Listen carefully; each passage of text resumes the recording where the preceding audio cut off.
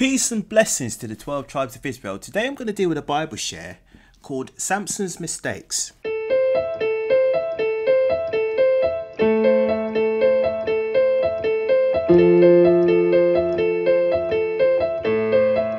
So we're going to deal with Samson's mistakes. Now, Samson was a very interesting character in the Bible. Unfortunately, Samson was a simp. So we're just going to go into the Bible and go through his story. We're not going to read all of the story, but just read bits of the story, key bits of the story, and hopefully give some edification from it. So let's first go to Judges 14, and we're going to read from 1 to 3. And Samson went down to Timnath and saw a woman in Timnath of the daughters of the Philistines. And he came up and told his father and his mother and said, I have seen a woman in Timnath of the daughters of the Philistines. Now therefore get her for me to wife. Then his father and his mother said unto him, Is there never a woman among the daughters of thy brethren, or among all my people, that thou goest to take a wife of the uncircumcised Philistines? And Samson said unto his father, Get her for me, for she pleaseth me well. So Samson was a simp, and he decided to break the commandments by going against the laws pertaining to whoredom and mixed marriages. You were not supposed to have mixed marriages, right? You were not supposed to do that, right? So what I'm going to do, I didn't plan to do this, but let's quickly go to Tobit. Let's go to Tobit, and then we'll go to Nehemiah. So let's go to Tobit. So we're reading Tobit 4, and we're going to read 12 and 13. Beware of all whoredom, my son, and chiefly take a wife of the seed of thy fathers, and take not a strange woman to wife, which is not of thy father's tribe. For we are the children of the prophets, Noah, Abraham, Isaac, and Jacob. Remember, my son. So this is Tobit speaking to Tobias, right? So Tobit was the father and Tobias was the son. Let me just verify that. So the son was Tobias and the father was Tobit, right? So he said, Beware of all whoredom, my son, and chiefly take a wife of the seed of thy fathers, and take not a strange woman, a woman of another nation, to wife, which is not of thy father's tribe. So it's the father's seed, right? For we are the children of the prophets Noah, Abraham, Isaac, and Jacob. So we are the Israelites of the Bible. Remember, my son, that our fathers from the beginning, even that they all married wives of their own kindred, and were blessed in their children, and their seed shall inherit the land. Right? So Tobit is reminding. So Tobit is reminding his son Tobias that you gotta take someone of your own people. There's no mixed marriages, no interracial marriage. Now therefore, my son, love thy brethren, and despise not in thy heart thy brethren. So if you are involved in an interracial relationship, interracial marriage, a lot of it goes into lust, to be honest, right? Now, I'm not trying to say all relationships, all of those relationships are lust-filled, but a lot of what we see today is about lust. And that's why a lot of those relationships don't last. Now therefore, my son, love thy brethren, and despise not in thy heart thy brethren, the sons and daughters of thy people, in not taking a wife of them. But in pride is destruction and much trouble, and in lewdness is decay and great want. For lewdness is the mother of famine. Right? So I'm not going to read any more of that. So it says that, son, love thy brethren, and despise not in thy heart thy brethren. So if you're making eyes of the women of the other nations, or vice versa, you're a woman and you're making eyes of the men of the other nations, it means that somewhere along the line you despise your people. That's what the scripture is saying. And the sons and daughters of thy people, in not taking a wife of them. So you gotta prolong that seed. For in pride is destruction, much trouble, and in lewdness is decay and great want. For lewdness is the mother of famine. So what Samson did was completely against the laws of Moses. So let's go to Nehemiah 13. And we're going to read from 23 to 27. In those days also saw I Jews that had married wives of Ashdod and of Ammon, or Ammon, of Ammon, and of Moab. And their children spoke half in the speech of Ashdod, and could not speak in the Jews' language, and according to the language of each people. And I contended with them, and cursed them, and smote certain of them, and plucked off their hair, and made them swear by God, saying, You shall not give your daughters unto their sons, nor take their daughters unto your sons, or for yourselves. Did not Solomon, king of Israel, sin by these things? Yet among many nations was there no king like him, who was beloved of his God. And God made him king over all Israel. Nevertheless, even him did outlandish women cause to sin. Shall we then hearken unto you to do all this great evil, to transgress against our God in marrying strange wives? Right? So it was the law in Israel that you should not intermarry. So Samson was going completely against the laws of Moses pertaining to mixed marriages. So let's go to Leviticus 18, and we're going to read from 26 to 29. So we read in Leviticus 18, and we're going to read from 24 to 29. Defile not yourselves in any of these things, for in all these the nations are defiled, which I cast out before you. So this is all the fornications it was listing before we got to that verse, right? So it says, Defile not ye yourselves in all these things, for in all these things the nations are defiled, which I cast out before you. Because why? The nations were not given the law. Right, so the Most High needed to stamp his seal of approval, or to stamp his spirit on his wife. Right, he needed to do that. So for all these things the nations are defiled, which I cast out before you, and the land is defiled. Therefore I do visit the iniquity thereof upon it, and the land itself vomited out her inhabitants. Ye shall therefore keep my statutes and my judgments, and shall not commit any of these abominations, neither any of your own nation, nor any stranger that sojourneth among you. For all these abominations have the men of the land done, which were before you, and the land is defiled. So the Most High is saying that if you start sleeping with the other nations, then you start adopting their customs, right? And he says that the land is defiled, right? So when the land is defiled, it means that it's now become contaminated by the spirit of the Gentiles, right? Because they were not given the spirit of God, right? So they're pretty much carnal in the things that they do, right? With all the sexual things that they do. So the Lord is saying, don't do that. Don't be joined unto them, because it means that you will become defiled. So let's read it again. Defile not yourselves in any of these things, for in all these the nations are defiled, which I cast out before you. So that's fornications. So let's go then again. The 25. And the land is defiled, therefore I do visit the iniquity thereof upon it, and the land itself vomited out her inhabitants. So the land now is defiled. There's a spirit of wickedness upon the land. Ye shall therefore keep my statutes and my judgments, and shall not commit any of these abominations, neither any of your own nation, nor any stranger which is sojourneth among you. Because the concern is that Israel would get contaminated by the nations, right? Because when you become joined, you become one with that woman. So let's go to 1 Esdras 8. So we're going to go to Esdras 8, and we're going to read from 69 to 70.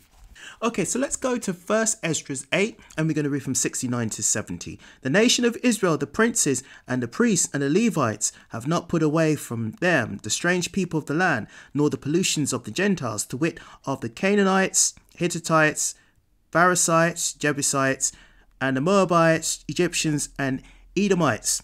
For both they and their sons have married with their daughters, and the holy seed is mixed with the strange people of the land. And from the beginning of this matter, the rulers and the great men have been partakers of this iniquity. So it's a sin.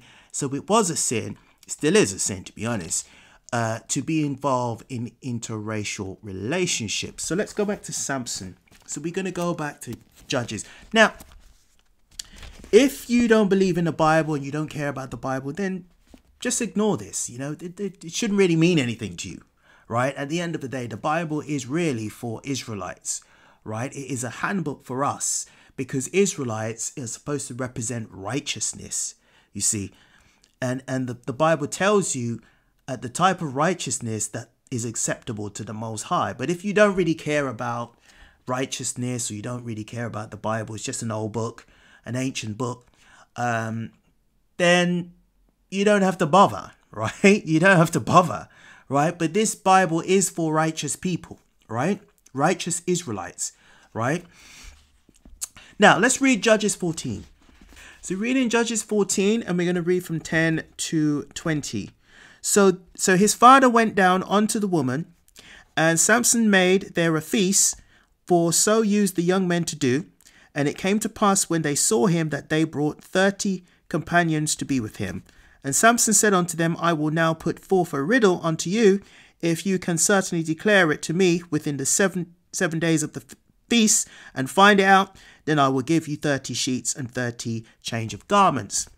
But if ye cannot declare it me, then shall you give me 30 sheets and 30 change of garments. And they said unto him, Put forth thy riddle, that we may hear it. And he said unto them, Out of the eater each forth meat, and out of the strong came forth sweetness, and they could not in 3 days expund the riddle. So they couldn't figure out which riddle he was talking about. And it came to pass in the 7th day that they said unto Samson's wife, Entice their husband, that he may declare unto us the riddle, lest we burn and thy father's house with fire. Have you called us to take that we have? Is it not so? And Samson's wife wept before him and said, Thou doest. So she wept before him and said, Thou doest. So here comes the tears, right? Hate me, thou doest hate me. And love it me not, and you don't love me.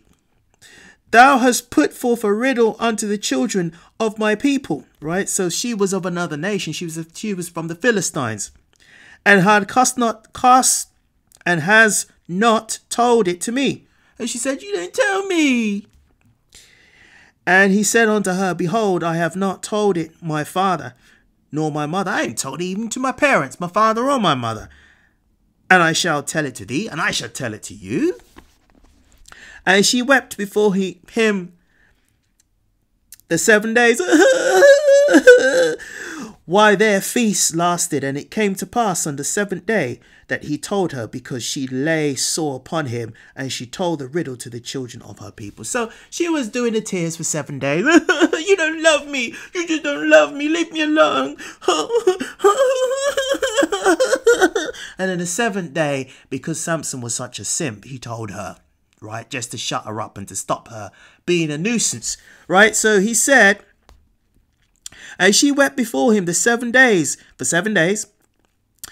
while their feast lasted. And it came to pass on the 7th day that he told her, because she lay sore upon him, and she told the riddle to the children of her people, right? So he told her, and she told it to her people. So she wasn't in allegiance to Samson. She wasn't pair bonding with Samson. You know, she was there for a reason, and the purpose was to free her people, was to get the upper hand, to get her people for her people to get the stronger hand over the Israelites, right?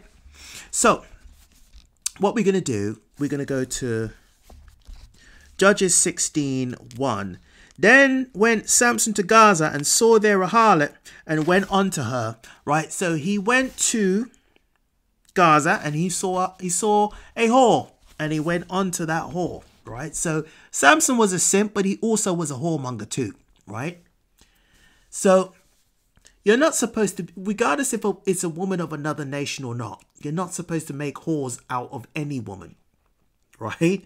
You're not supposed to make any whoredom out of any woman, right? That is not righteous. That's unclean, right? Who you lay with is who you are supposed to stay with. So let's go to Judges 14. We're going to go to Judges 16 rather, and we're going to read from 4 to 31. So this is a long one, so I might skip bits, but really the whole story is quite interesting. And it came to pass afterwards that he loved a woman, and in the valley of Sharuk, whose name was Delilah. And the lords of the Philistines came up unto her, and said unto her, entice him, and see wherein his great strength lieth, and by what means he may prevail against him, that he may bind him to afflict him, and we will give thee every one of us 1,100 pieces of silver. So she would get paid, right? If you can take this man down, this man Samson with all those powers, you can take him down, we'll pay you. And Delilah said to Samson, tell me, I pray thee, wherein thy great strength lieth, and wherewith thou mayest be bound to afflict thee. Right? So she was paid to get into the mind of Samson, really. And Samson said unto her, if thou bind me with 7 green withs that were never dried, then shall I be weak, and as another man. And the lords of the Philistine brought up to her 7 greens with which had not been dried, and she bound him with them. Now there were men lying in wait and abiding with her in the chamber, and she said unto him, the Philistines be upon thee, Samson. And he brake the wits as a thread of tow is broken when it is touched at the fire, so his strength was not known. So he didn't tell the truth. And Delilah said unto Samson, behold, thou hast mocked me and told me lies. Now tell me, I pray thee, wherein thy mightiest be bound. So she said, you mock me. Tell me where your strength is bound. And she already told her people so that they can basically kill this man, right? So let's continue. And he said, this is 11. And he said unto her, if thou bind me fast with new ropes that were occupied, then shall I be weak and be as another man. Delilah therefore took new ropes and bound him therewith, and said unto him, the Philistines be upon thee, Samson. And there were liars in wait, abiding in the chamber, and he broke them from off his arms like a thread. And Delilah said unto Samson, hitherto thou hast mocked me and told me lies. Tell me wherewith thy mightiest be bound. And he said unto her, if thou weavest the 7 locks of my head with the web. Right? So she again is going, you're mocking me. You're just mocking me, aren't you? 14. And she fastened it with her pin, and said unto him, the Philistine be upon thee, Samson. And he wakened out of his sleep, and went away with the pin of the beam, and with the web. And she said unto him, how canst thou say I love thee, when thine heart is not with me? Thou hast mocked me thee 3 times, and hast not told me wherein thy great strength lieth. And it came to pass, when she pressed him daily with her words, and urged him, so that his soul was vexed unto death. So she kept antagonizing this man. Oh, tell me. So she was really giving this man a hard time, until finally he let it rip, right? He said, well, just to shut you up, right? So she softened him up, and she made him feel bad, and gave him the tears and the blackmail and the you hate me, really? You don't love me? And Samson's such a simp. Samson couldn't catch that, right? He should have been able to catch that and just walk away from the woman, but he didn't, right? He stayed. Right, so let's continue to 17. That he told her all his heart, and said unto her, there hath not come a razor upon mine head, for I have been a Nazarite unto God from my mother's womb. If I be shaven, then my strength will go from me, and I shall become weak, and be like any other man. And when Delilah saw that he had told her all his heart, she sent and called for the lords of the Philistines, saying, come up this once, for he hath showed me all his heart. Then the lords of the Philistine came up unto her, and brought money to her hand. So they paid her. And she made him sleep upon her knees. And she came for a man, and she caused him to shave off his 7 locks of his head. And she began to afflict him, and his strength went from him. And she said, the Philistines be upon thee, Samson. And he woke out of his sleep, and said, I will go out at other times before, and shake myself. And he wist not that the Lord was departed from him. But the Philistines took him, and put out his eyes, and brought him down to Gaza, and bound him with fetters of brass. And he did grind in the prison house. Howbeit the hair of his head began to grow again after he was shaven. Then the lords of the Philistines gathered them together for to offer a great sacrifice unto Dagon their god, and to rejoice, for they said, our God hath delivered Samson our enemy into our hand. So what I'm going to do, because I don't want this to be too long-winded, because it's quite a lot to read, I'm going to skip down to 28. And Samson called unto the Lord and said, O Lord God, remember me, I pray thee, and strengthen me, I pray thee, only this once, O God, that I may be at once avenged of the Philistines for my 2 eyes. And Samson took hold of the 2 middle pillars upon which the house stood, and on which it was borne up, of one with his right hand, and of the other with his left. And Samson said, Let me die with the Philistines. And he bowed himself with all his might, and the house fell upon the Lord's, and the house fell upon the Lord's and upon all the people that were therein. So the dead which he slew at his death was more than they which he slew in his life. Then his brethren and all the house of his father came down and took him and brought him up and buried him between Zorah and Etal in burying place of Manoah his father, and he judged Israel 20 years. Okay, right. So Samson was a simp, and he got paid back for being a simp, right? That's what happens when you get intertwined with the other nations, is that not all of them, but there is a possibility that they may just use you because they see something in you that they don't have in their people, right? So there's all these things to consider. And also, it also shows that you're not supposed to be a simp, right? Being a simp is wrong. Proverbs 31:3. Give not thy strength unto women, not thy ways to which destroyed kings. So let's read it again. Give not thy strength unto women, not thy ways to that which destroyed kings. So you don't give your strength to a woman. You don't tell a woman everything about you. Oh, well, this is what happened to me when I was 3. Oh, this is where all my money came from. This is all the money I have. I have a bank account here. Oh, this is how I make my money. Oh, I want to give you the password to all of my accounts, right? All of those things you don't need to do, right? You're being a simp, right? You're being a simp for a woman. The Bible says you don't give your strength to a woman. You don't give her preeminence over you. You don't incentivize this woman to take you down and take you out, right? You don't incentivize her to leave, right? That's what you don't do, right?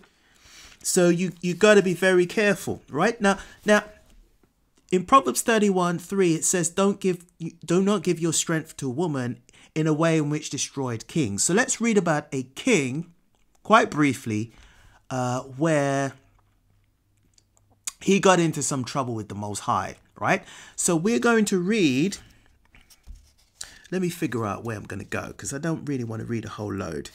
So I would read King Solomon, and I'm going to read from 1 King 11, and I'm going to read from 1 to 13. So this is a king of which, well, is actually Solomon, who wrote Proverbs, right? So he's writing really about himself, really, right? So let's see if we can read this whole thing. So it's 1 Kings 11, and we're going to read from 1 to 13. Here, ready, go. But King Solomon loved many strange women, together with the daughter of Pharaoh, women of the Moabites, Ammonites, Edomites, Zidonites, and Hittites, of the nations concerning which the Lord said unto the children of Israel, you shall not go into them, neither shall they come unto you, for surely they will turn away your heart after their gods. Solomon clave unto these in love, and he had 700 wives, princesses, and 300 concubines, and his wives turned away his heart. So his wives turn away his heart. So let's read on. But it came to pass when Solomon was old that his wives turned away his heart after other gods, and his heart was not perfect with the Lord his God, as was the heart of David his father. So when he got old, he disobeyed the Most High, and when he got old, the women took away his heart. They did that by worshipping other gods, right, etc., etc., etc. For Solomon went after Ashtoreth, and the goddess of the Zidanians, and after Milcom, the abominations of the Ammonites. And Solomon did evil in the sight of the Lord, and went not fully after the Lord, as did David his father. Then did Solomon build a high place for the Chemosh, the abomination of Moab, in the hill that it was before Jerusalem, and for Molesh, the abomination of the children of Ammon. Likewise did he from all his strange wives, which burnt incense and sacrifice unto other gods. And the Lord was angry with Solomon, because his heart was turned from the Lord God of Israel, which he had appeared unto him twice, and had commanded him concerning this thing, that he should not go after other gods. But he kept not that which the Lord commanded. Wherefore the Lord said unto Solomon, forasmuch as this is done of thee, and thou hast not kept my covenant, my statutes which I have commanded thee, I will surely rent the kingdom from thee, and I will give it to thy servant. Notwithstanding in thy days I will not do it for David your father's sake, or thy father's sake, but I will rent it out of the hand of your son, or thy son. Howbeit I will not rend away all the kingdom, but will give one tribe to my son for David, my servant's sake, and for Jerusalem's sake, which I have chosen. So that was the judgment that came upon Solomon. So he got involved with all of these wives, concubines, women of other nations, and eventually they took away his heart from the Lord, and they were worshipping other gods. And that was one of the reasons of which the Lord didn't want Israel to mix with the other nations. He didn't want Israel to marry the other nations, because he knew that they would take them away from him, right? Now, that was a story on Samson. I'm not going to read any more. And I thought that was quite interesting, because that shows how much of a simp he was. And eventually he paid for it, because he simped. He simped until finally he was taken down and taken out because of his simple behavior, right? Now, brothers and sisters, I hope you're edified. Shalom.